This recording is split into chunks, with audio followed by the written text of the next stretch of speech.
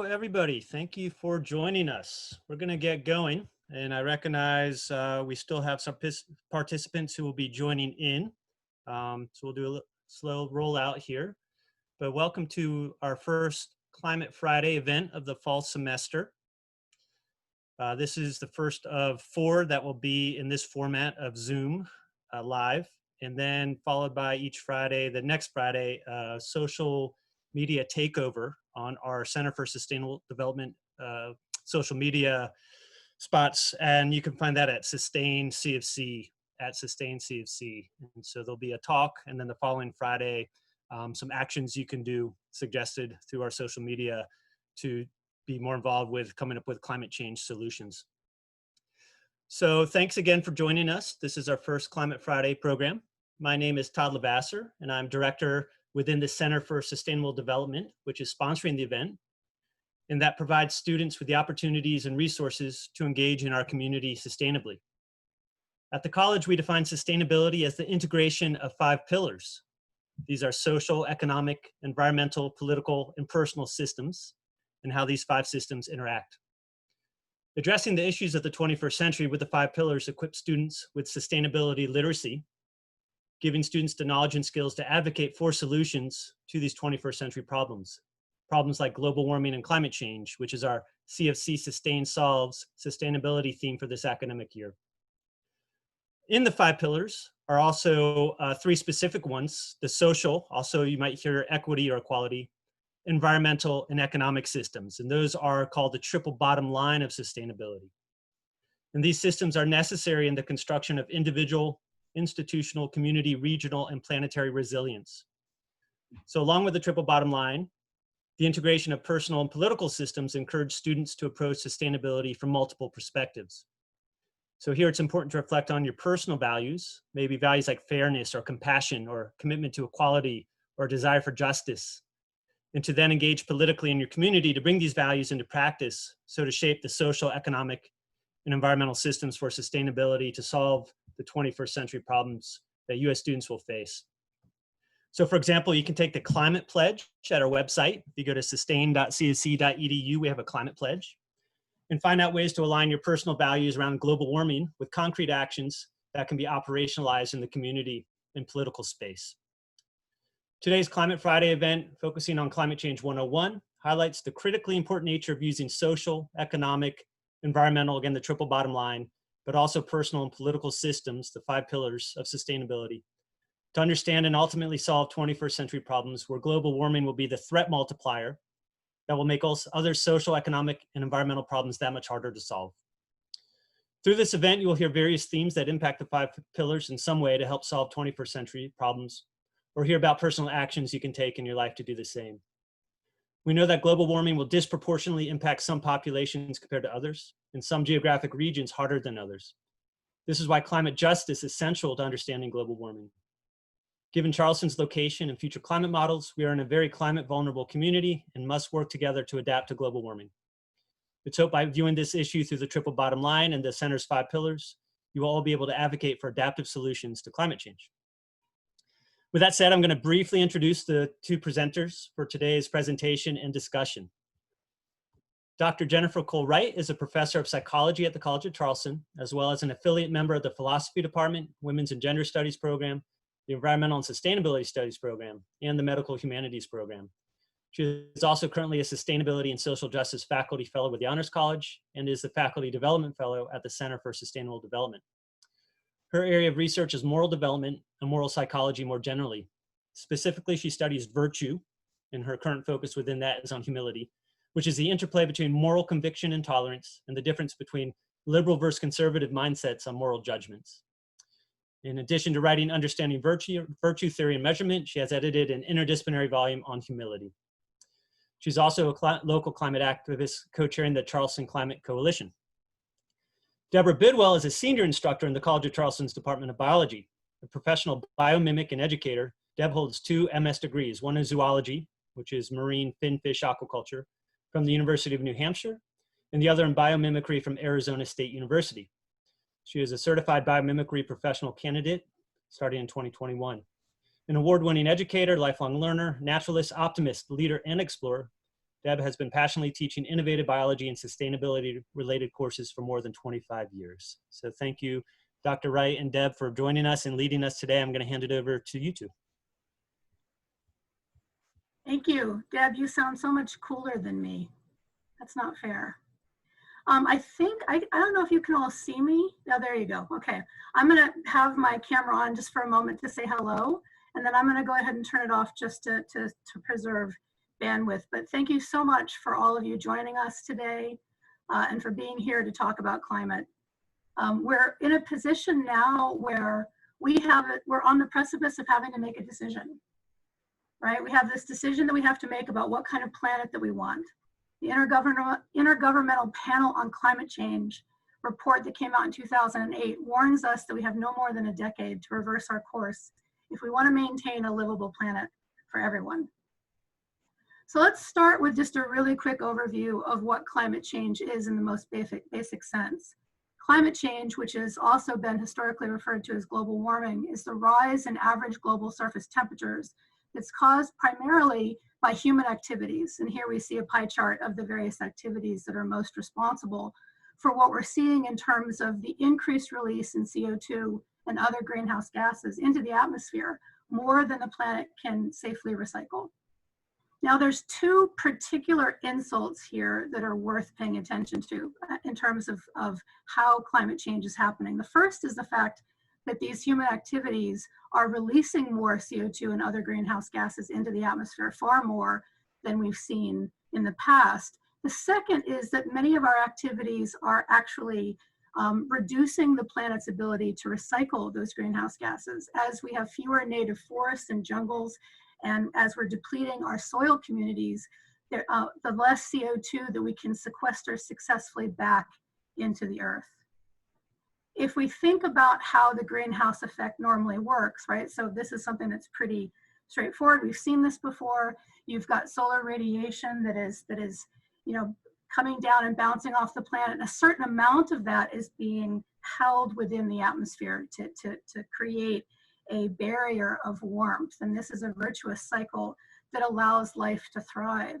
The problem is that we've gotten to the point where, because of the increase in greenhouse gases, we are keeping far more of that solar radiation in the envelope, in the atmosphere envelope, and less of it is being released. And that is causing a pretty drastic warming effect. And if we're interested in this question of just exactly how much CO2 are we talking about, if you look at this graph here, you can see that the transition from the virtuous cycle into a vicious cycle, our CO2 range going back 800,000 years, which we've established through ice core analysis, has never gone above 300 parts per million. And now we're starting to see a drastic direct rise up. In fact, on September 7th, when I was working on the slides, the current rate is 411 ppm. So we're in territory that we as a living species have never experienced before. Hey everybody, thanks for coming today. As we get started here, I wanted to dispel some common misconceptions about the causes of climate change. First off, there's no scientific debate. Climate science denial is a conspiracy theory, and it's benefiting those that gain from the current system.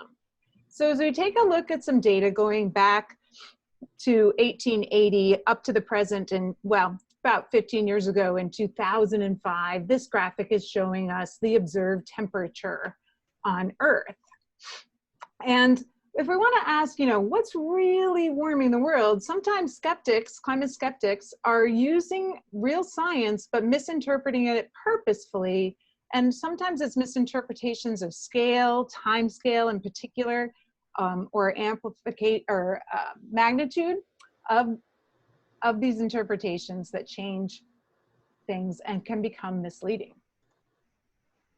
So, for example, you might have heard that, Earth's orbit has a wobble, and it's this wobble that could change our climate. And in fact, the wobble of Earth does change climate, but it's on a much, much different scale than the 125-year scale in which we've seen such a drastic increase in temperature. So no, it's not the Earth's orbit that's causing our temperature increase.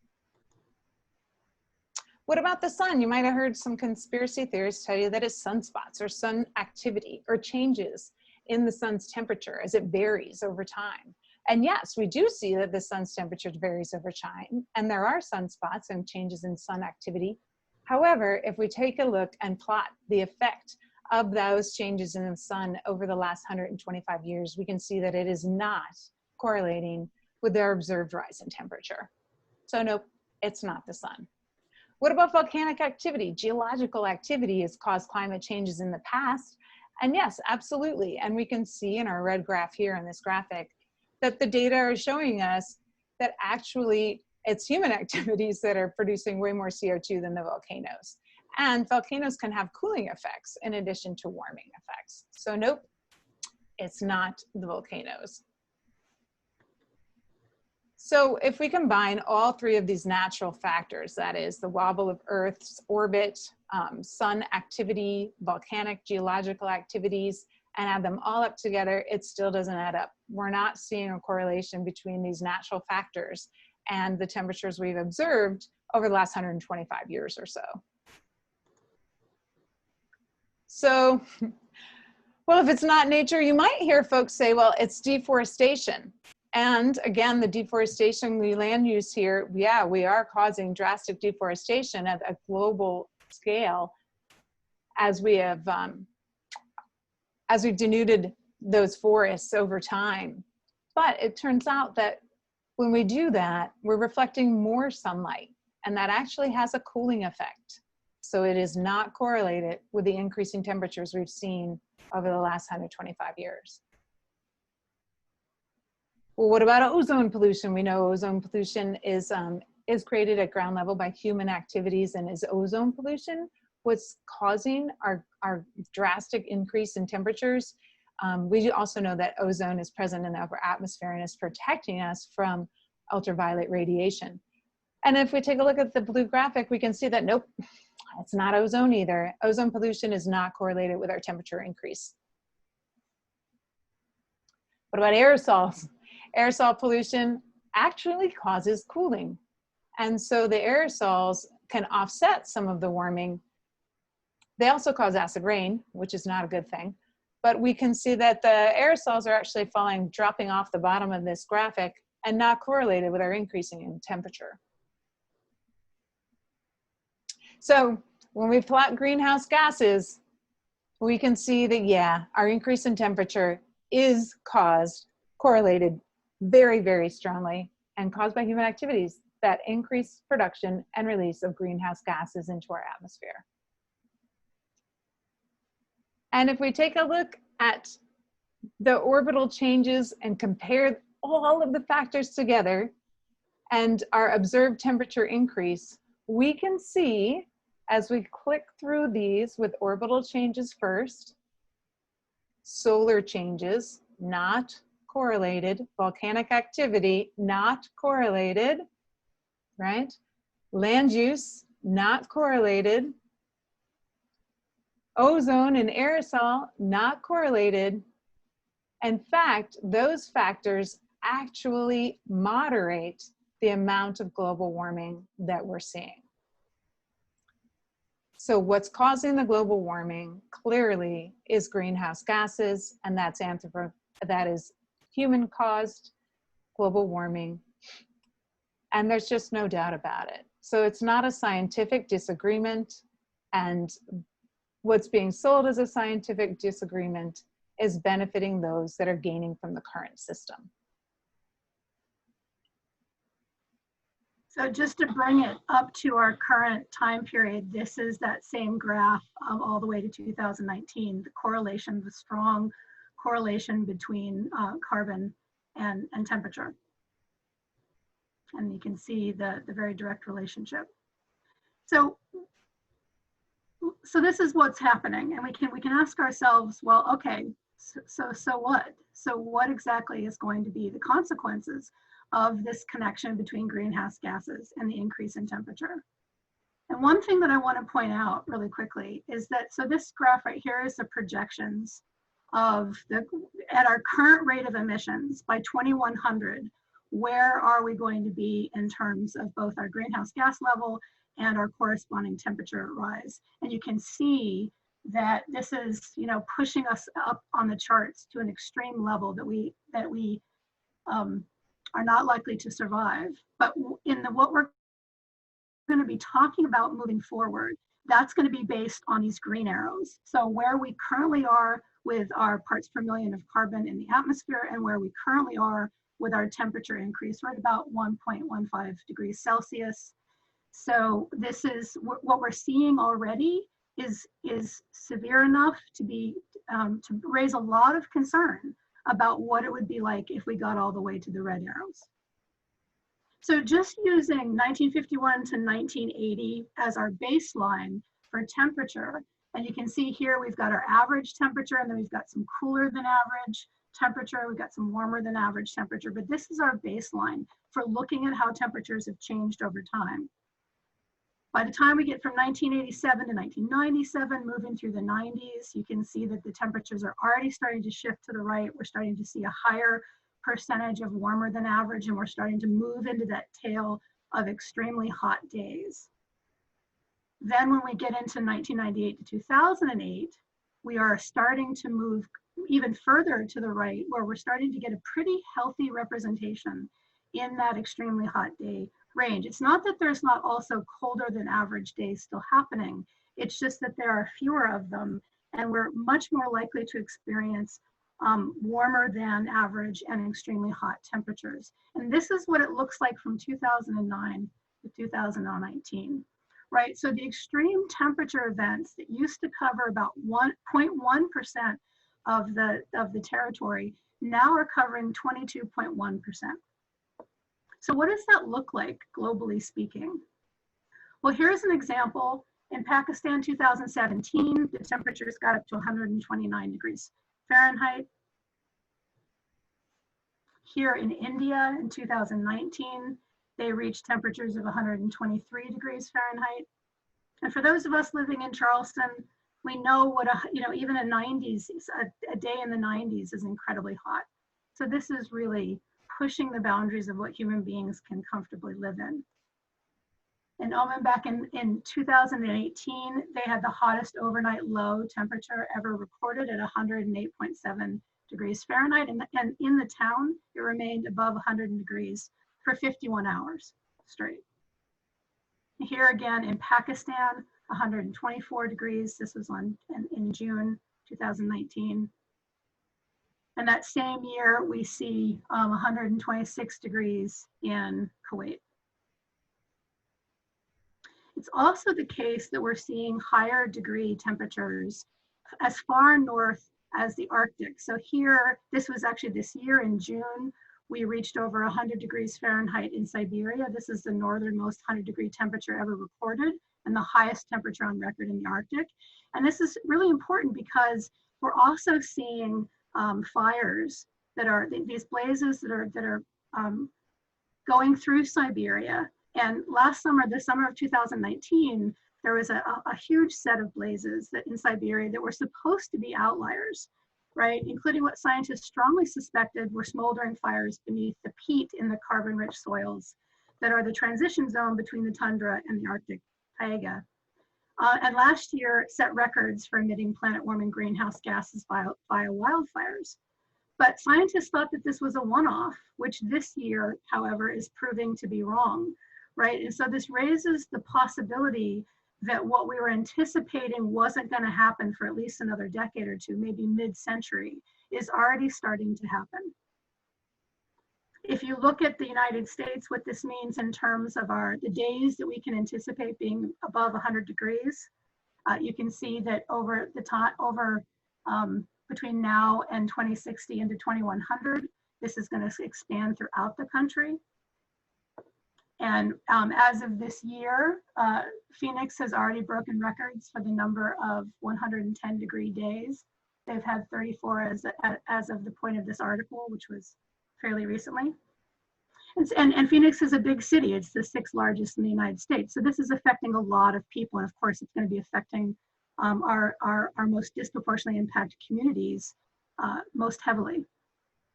And it's important to recognize that it's not just this direct relationship to heat, right? So for those of you who might have been paying attention to Colorado, just recently they hit records for both heat and snow within a 48-hour window.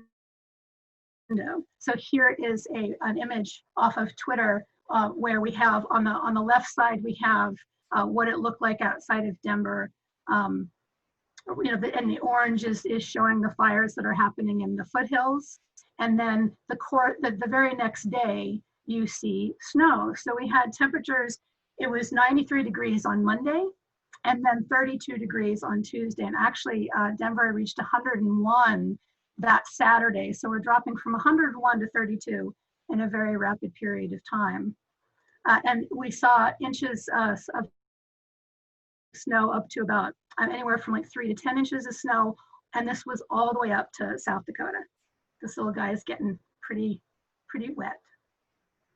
Okay, so one of the things that here in Charleston, we're going to be particularly worried about is how the rise in temperatures is going to impact sea level, right? And this happens in two ways. One, as our land ice is melting, that's going to be contributing increasing water to the oceans, but also as the temperatures rise, we're seeing just an expansion in the oceans themselves, which is going to contribute to sea level rise.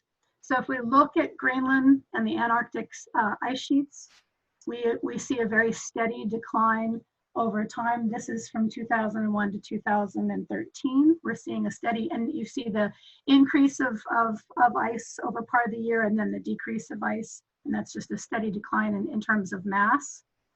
In fact, in August 1st of last year, 60% of the surface of Greenland's ice sheet experienced melting, and they lost more than 12.5 billion tons of ice in a single day. And the important thing to recognize is that this is not going to stop. So this is an article that just recently came out where it looks, based on the current science, it looks as if Greenland's melting has reached a point of no return, right? So it's going to continue to melt. Regardless of what we do, we are at risk of losing the ice sheet on Greenland, which is going to ultimately result in over 20 feet of sea level rise. That's a huge loss of land mass upon which so many human cities currently reside.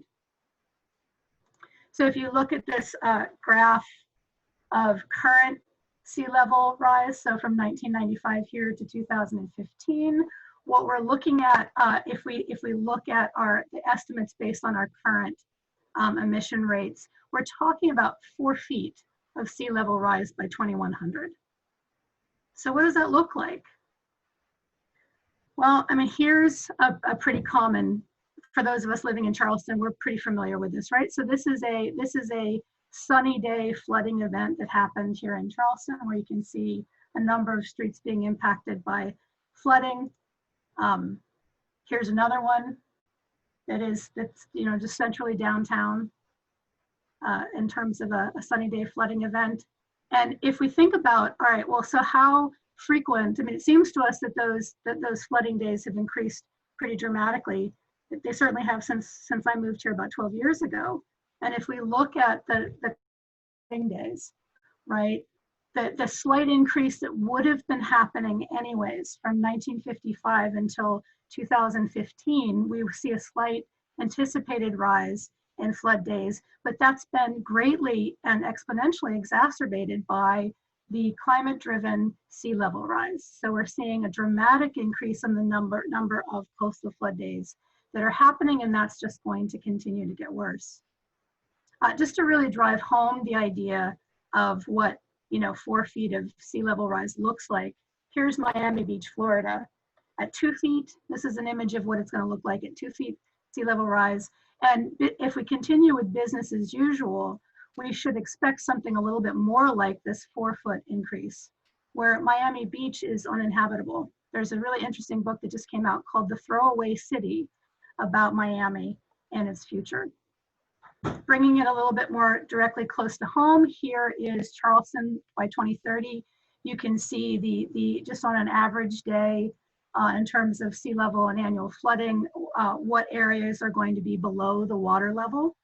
right, in terms of where we're currently living and what things are going to look like. And then by 2050, unchecked pollution puts a lot of where we currently live underwater.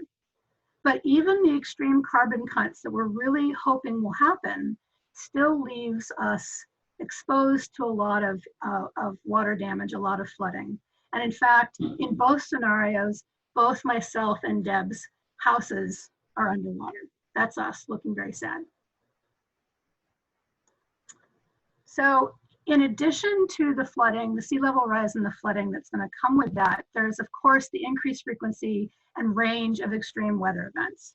So we have to also talk a little bit about another form of ice that's melting, and that's the Arctic sea ice. Even though that's not contributing directly to sea level rise, it is contributing to something else. So here we can see, this is the average in 2019, so you can see that it was the 7th lowest in satellite record. And just to give you a sense of what this looks like, I mean, this is the band of variability for sea ice between 1981 and 2010. So our current averages are dropping significantly below that 30-year window. And the significance of the loss of so much sea ice is that as we lose the reflective ability of the ice, we're also seeing, in addition to the increased heat in the atmosphere, we're seeing a corresponding increased heat in the ocean. So this is a graph that's just showing our annual heat days for the ocean all the way through our current year.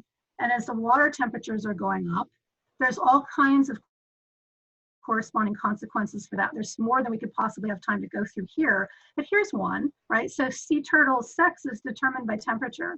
And at the northern edge of Australia's Great Barrier Reef, 99% of the young green sea turtles are now female because of the dramatic change in temperature. And this has significant, immediate and significant implications for the survival of this species. And in addition to that, we're seeing just tremendous bleaching and potential extinction of coral reefs throughout the globe. If anywhere you look, you see damage that's being done to coral reefs. And this has serious implications as nurseries for much of the, of our ocean life. The loss of coral reefs is incredibly worrisome. So in addition to this, of course, hotter oceans mean more storms, right? So let's go back to Sandy in 2012. This was an incredibly devastating storm for the East Coast. Here we see an image in Manhattan, October 29th of 2012, the level of flooding and damage that was caused by the storm. And of course, we could certainly say, skeptic could say, well, these storms are things that are not outside the realm of possibility, regardless of climate change, and that's certainly true. So if we think back to kind of pre-industrial times, this might have been a 1 in 500 year storm. But one of the things that the increased heat is causing is an increased frequency of these sorts of intense storms. So by 2017, this is a 1 in 25 year storm, and we can anticipate in the coming years it'll be more like something like a 1 in 5 year storm. So we will barely have been rebuilding the damage from the last storm before we can be expecting to see the next one. And just to bring us back to our own history, right? So here's Matthew in 2016 rolling up the coast. That was really my first hurricane experience to speak of, so I remember it well. I remember that moment when I was trying to decide how on earth I was going to get my dogs on the roof of the house if it turned out that I was going to need to go up there. That was an interesting moment. Here's the sisters, Irma and Maria. Of course, Jose got in between them in 2017, but here we saw not only a total battering of Florida, but also incredible damage that was done to Puerto Rico. Here's Michael in 2018. Michael was the 3rd strongest storm to ever hit the United States, right? And so the panhandle of Florida received a ton of damage after the storm. And here's last year, Hurricane Dorian. And Hurricane Dorian was the strongest storm at landfall ever recorded in the Atlantic Ocean, with winds of 185 miles per hour when it struck the Bahamas, where it hovered and caused incredible damage over multiple days. So that's one of the other things that's happening is we see this increased temperature, it's creating a more wobbly jet stream, which is allowing storms to hang around for longer. They're moving more slowly. And here is Typhoon Hagibis, which intensified from a tropical storm to a Category 5 storm in less than 24 hours. So from 1980 to 2019, to sum up, hurricanes have caused the most damage and have had the highest average event cost and are responsible for more deaths than any other billion-dollar weather and climate disaster type in the United States. And the problem is that as we have a warmer climate, hurricanes are projected to not only increase in precipitation by about 20% near the eye of the storm, so we're just going to see more water, but also are going to increase in their intensity. So they're going to drop more water, there's going to be more flooding, and there's going to be more intense winds. So just to see what we're talking about here, Category 5 hurricanes, in a 40-year window between 1960 and 1999, there were 12 Category 5 storms. And in just the 20-year window between 2000 and 2019, we had 14. This was like 2020, our sort of hurricane season outlook of how many named storms we might anticipate, hurricanes, major hurricanes. And this was back in May. We had crossed off Arthur as our first storm. And where are we now? Well, we're right here. This was just like, I don't know, 10 minutes ago or 20 minutes ago. This is what it looks like out there. Paulette's coming, Renee. I mean, we don't see any of these touching land per se, but we also have a number of other potential storms in the background getting ready to form. Okay, so deep breath. In addition to the storms that we're talking about, we're also going to see increased flooding and drought, right? So we're going to see more rain being dropped in certain areas and more water being evaporated and taken away from other areas. So here's an image from Tropical Storm Bertha that dropped 14 inches of rain on Miami in over 72 hours. This just happened this May. Here's Ellicott City, Maryland, back in 2018, where a severe rainstorm led to significant flooding through their downtown area.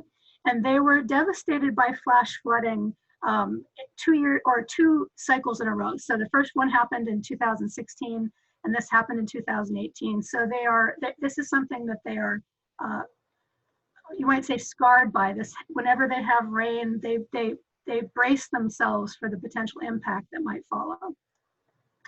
Here is in Iran, where 23 people died when more than a month's worth of rain fell in one day. Here we have, up in Siberia, we have 20 people who died and about 33,000 being affected by flash flooding in Siberia. So we had, again, heavy rain that led to flooding in Siberia. This image it was too good to not put in here. So this was in 2015 in York, England, where the water is above the line there. You can see it in the window. And in the exact same town 5 years later, here they are pumping the water through the mail slot in the door, right? When the river rose almost 15 feet above normal after heavy rains. And for those of us who have been to Venice, right? We know Venice is prone to flooding already, but St. Mark's Basilica has only flooded 6 times in the last 1,200 years. 4 of those floods have occurred in the last 20. So we're seeing a definite increase in the frequency and the severity of flooding. This is, again, this is this year, closer to home. This is what Sanford, Michigan looked like after heavy rains led to the breaking of a local dam. So what is one of the reasons why rain is leading to such a higher degree of severe flooding and damage than previously? For those of you, I'm assuming most of us are familiar with this idea of a rain bomb or a microburst, but as the temperatures are increasing, the amount of water that's in the air, that's in the atmosphere, is also increasing. The amount of evaporated water the air can hold is affected by how warm the air is. for each 1 degree Celsius increase in warming, the air's holding capacity for water vapor goes up almost 7%. So we just have a higher degree of water, and that is leading to these rain bombs, which then, of course, this is, sometimes they happen over the city. Here's Phoenix. And sometimes those bombs don't happen in the form of rain, they happen in the form of ice. So this is almost 5 feet of hail that dropped in 15 minutes in Argentina. And here's the same thing, 5 feet of hail fell overnight in Guadalajara, Mexico in 2019. So these increase in storms, these storms are not only happening more often, but as you look at this graph, you can see that it's an exponential increase in storms because of the increase in temperature. This is going to cause increased flooding in some areas, but then also increased drought in others. So here in India, their 6th largest city nearly ran out of water as their reservoirs are drying up. Here's a picture in Vietnam in the Mekong Delta where not only are they losing water that's used for planting, but also it's significantly impacting their fishing. And here is a gentleman in Syria. I had 400 acres of wheat and now it's all desert. Between the 2006 to 2010 drought in the area turned 60% of Syria's fertile land into desert, driving 1.5 million people into their already crowded cities. So finally, another thing that's very close to our hearts at this point as we look at California is the increased severity and frequency of fires. This is a couple days ago, the map of fires throughout the United States, and you can see obviously a huge cluster of them on the West Coast, but there are still fires throughout the country, one as far down as Miami. And if we look at these two 15-year windows in terms of the annual acres burned, between 1984 and 1999 and then 2000 and 2014, you can see a significant increase all along the West, but also some in the South as well. Many of you saw these pictures on Twitter the other day around San Francisco, the fires that are causing, this is what it looks like at noon in the middle of the day. And this is a heading on one of the newspapers, right? So California fires have now charred some 2.5 million acres, a modern record, and nearly 20 times what has been burned by this time last year. And Washington is also being devastated, as is Oregon. We have to recognize that an increase in wildfires was going to be happening anyways, with or without climate change. The problem is that climate change is exacerbating the problem. It's increasing not only the number of acres burned, but the intensity of the fires that are burning, because we have a lot of record level heat waves that are both preceding and following the fires that are happening. And if we project ourselves into 2070, we're going to see yet more of an increase in fire vulnerability. This is the increased risk of very large fires all throughout the West and into a little bit into the North. But it's important to recognize that South Carolina is not without vulnerability, that we are also vulnerable to an increased risk of severe fires.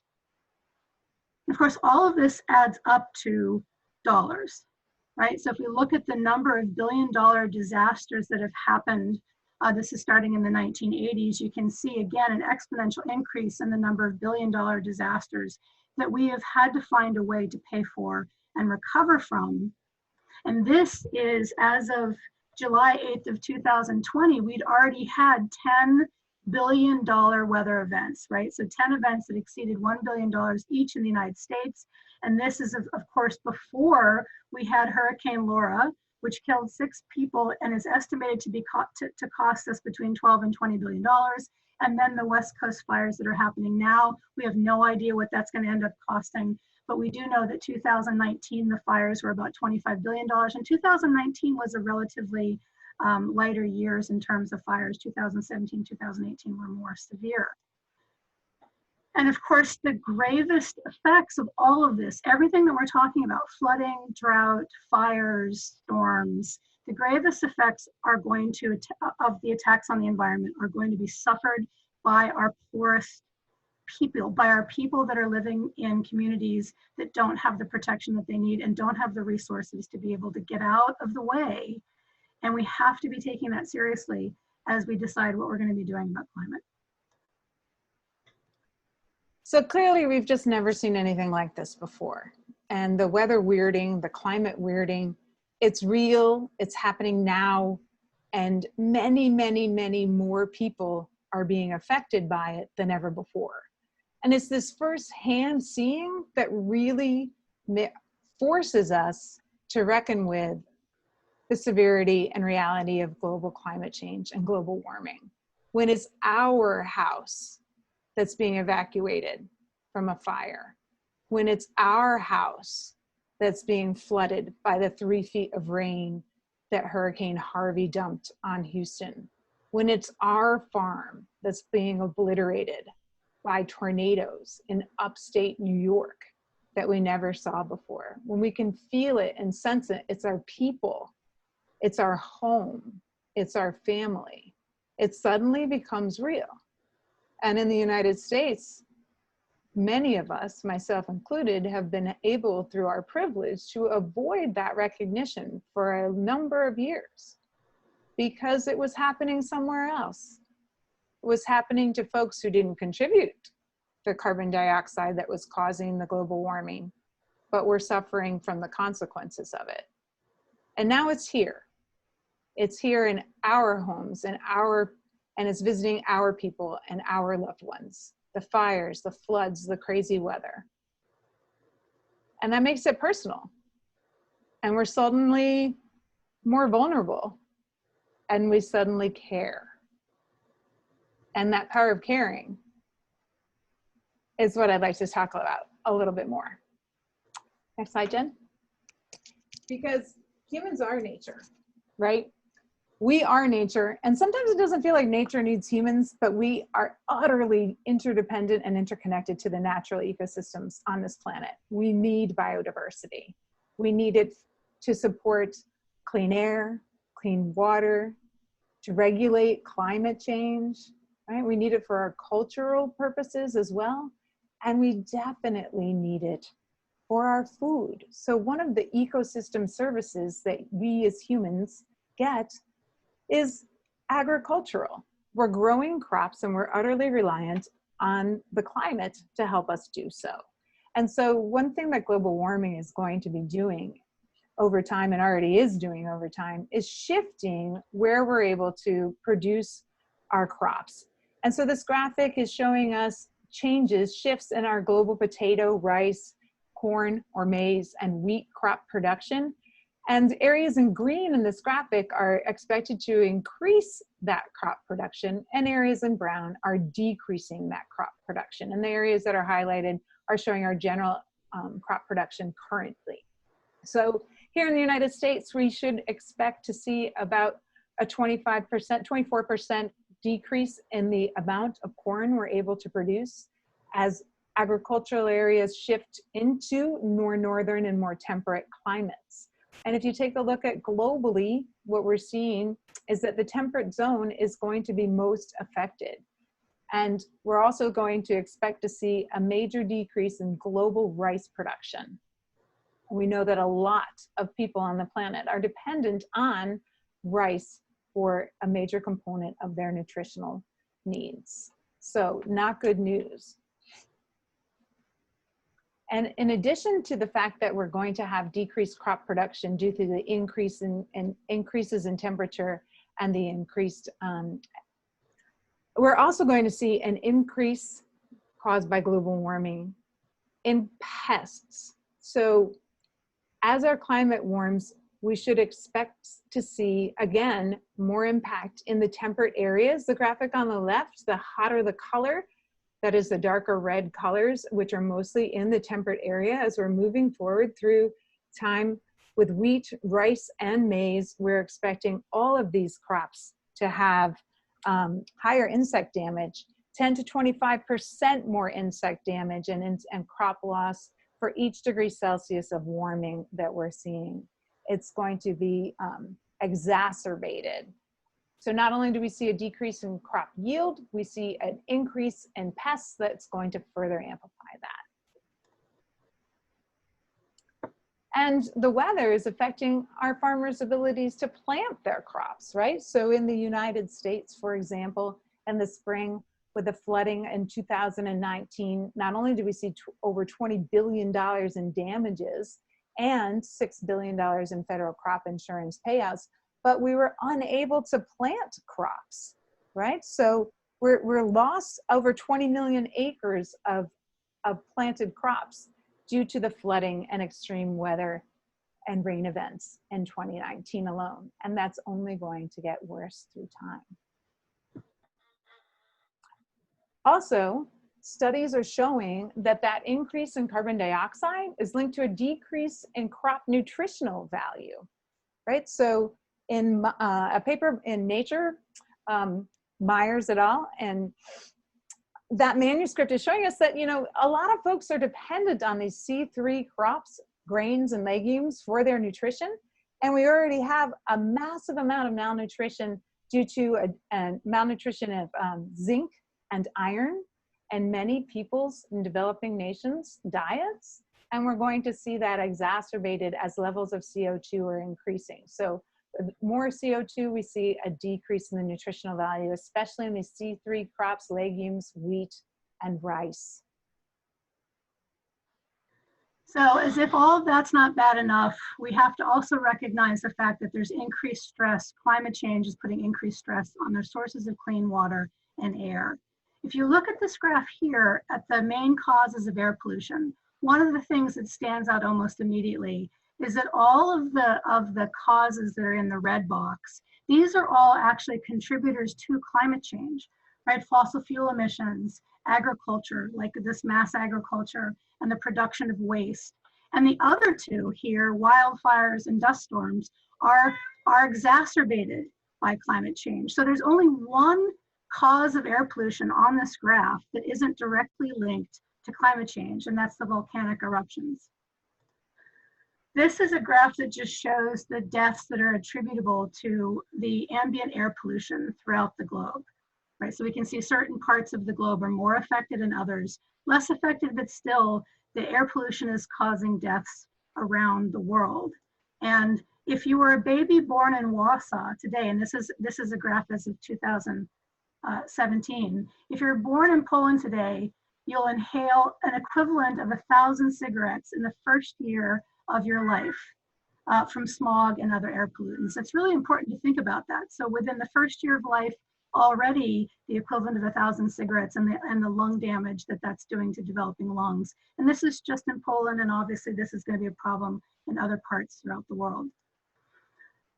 Climate is having a significant impact on our water as well. And here I'm just going to highlight two of them. One, the fact that warmer temperatures and deeper droughts are stressing our food security and political stability. We've already talked a little bit about how it's impacting food security.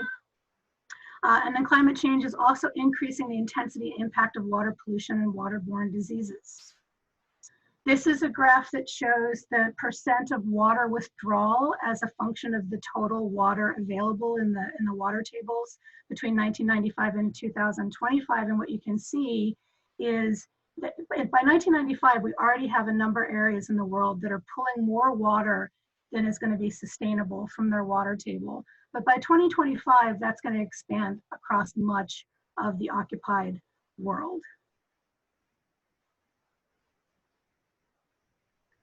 So humans are causing a mass extinction. So far, although we've mentioned nesting sea turtles becoming more female in their sex ratio and coral reef bleaching and death of all of our coral reefs expected by 2100, we haven't really dwelled on that, the significance of that loss of biodiversity.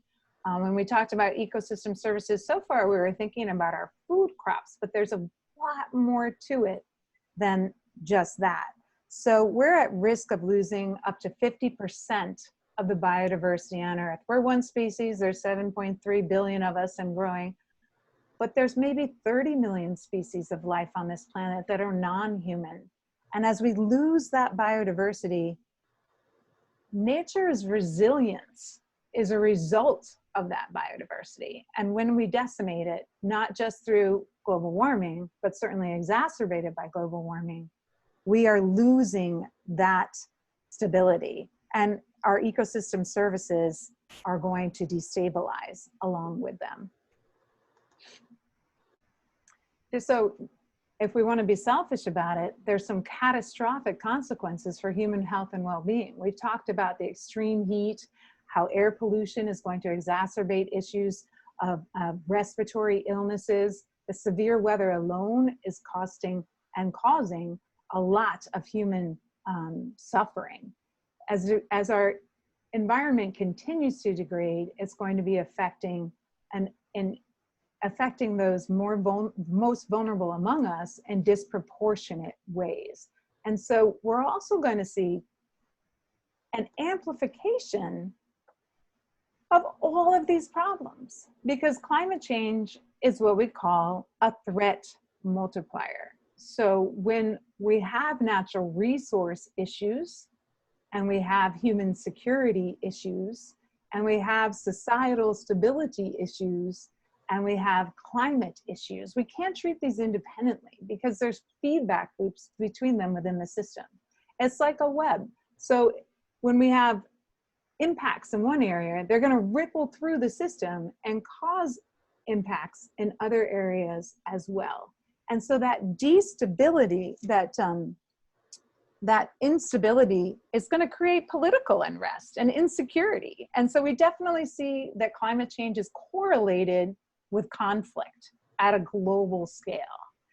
And so as we lose our polar ice caps and the northern Arctic becomes navigable, and we begin to see conflict over the natural resources that become available there, climate change may no longer just be correlated with conflict. It may trigger it.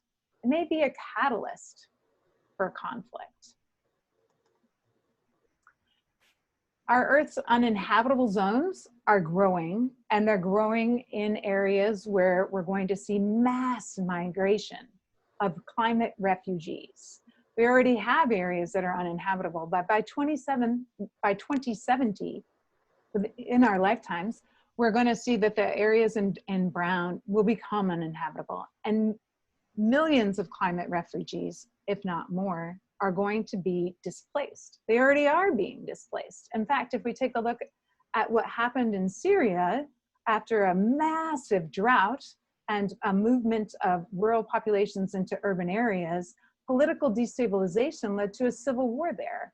And that massive refugee crisis that is being experienced by Europe led to political instability, including the vote for Brexit to take place. So when we think about, go ahead and think, you can do the next slide. Thanks, Jen. When we're thinking about climate change, we frequently refer to it as a wicked problem. And we've noted in the introduction how it intersects bottom line. So global warming and climate change are simultaneously environmental, economic, and social issues, and they're definitely going to impact all these areas with repercussions. So we can't look for solutions in any one area because the problem has intersections between them all. And we're going to think about this wicked problem, right? A problem that's got so many stakeholders. I mean, billions of human stakeholders and millions and millions of species that aren't even human, right? And we don't have all the information we need to go about solving the problem, although we do have a lot of it. And just like that analogy of learning to fly the airplane while we're building it simultaneously, we have to engage this challenge, this wicked challenge of climate change and global warming now, even before we have all of the answers. We have to train our students at the College of Charleston and how to become wicked problem solvers to engage with these sorts of issues and to navigate that triple bottom line. Oof, 2020, what a year, right? Mm-hmm. And it isn't over yet. But the coronavirus disease in 2019, or COVID-19, it really kind of hit the pause button, didn't it? And globally, we've had a chance to reflect. We turned ourselves inward to family and to nature. We started baking bread and gardening and bicycling if we were lucky enough to go outside and weren't trapped in our flat on the 10th floor for 9 weeks straight. as we paused, go back to that slide for 1 sec, Jen. Sure. Thanks. As we paused, our climate emissions of greenhouse gases decreased precipitously. 20%, almost instantaneously. And so perhaps this global pause is a chance for us to reconnect with ourselves, with nature as it rebounds, and with our own ability to create really rapid change. So in the Himalayas, we were able to see from Jandahar, those Himalayan mountains that weren't visible for many, many years because the air quality improved so quickly. It's a call to action. All of this is a massive call to action. It can make us feel really vulnerable and really small. But we need a shared mutual vision of our better future. We need to envision this an end to our climate denial. And we need to start talking about global climate change. A study says that only 1 in 5 of us talk about global climate change every month in the United States. We need to normalize discussing this emergency because it is an emergency, right? And so we need to speak truth to power, and that personal and political conviction has to come from us, and it has to come from us now as we try to strike against this urgent issue. It's not as political as you might think. The vast majority of citizens in the United States are in agreement that we need climate action. Almost 3/4 of us agree across all political parties. We need climate action, and we need to demand it. So as scary and overwhelming as all of this may feel, there's also something deeply transformative and empowering about speaking the truth, right? So once we face the truth, once we really look the truth in the eye, we can shift from a normal mode to an emergency mode. And once we shift into emergency mode, one of the things that we know about human beings, I am after all a psychology professor, is that when we shift into emergency mode, we shift into problem solving mode, and we learn to begin to solve the crisis, right? We can prioritize this, we can allocate resources to it, and we can focus in on this and create change fast, right? We've done it before, we can do it again, and we can all of us become climate heroes as we move to create a better future for ourselves and for the generations to come. So a key problem is this disconnect that we've had with nature over time, and the disconnect between our actions and the consequences of our actions. And now that we're losing that privilege of disconnect and reconnecting more to nature and to ourselves and to our community and to our roots and to our ancestry and to our interdependence on nature and to the fact that we are nature, we can really leverage that to have some profound ripple effects in the system. Can we create an economy that doesn't threaten life on Earth? Yes, humans can do good. We do not have to do only harm. We can have benefit on this Earth. And we know a lot of the answers about what we need to do in order to get it done, right? So it's this pivotal point where we aren't going to go back to normal. We're going to move forward to something new and better. And as poet Wallace Stevens says, after the final no, there comes a yes. And on that yes, the future world depends. Thank you so much for joining us for our first Climate Friday today. Thank you very much. Thank you very much, everybody, for joining. Please, if you go to sustain.cc.edu, there's a climate pledge you can take. Our next virtual Climate Friday will be September 25th at the same time with Dr. Hollis France and Dr. Christy Cage-Bryan presenting on abolitionist and ecofuturist perspectives to end environmental racism. And also keep an eye on our social media next Friday for a virtual day of action. And you can follow us at @SustainCFC. Thanks everybody for joining us today. Thank you. Thank you.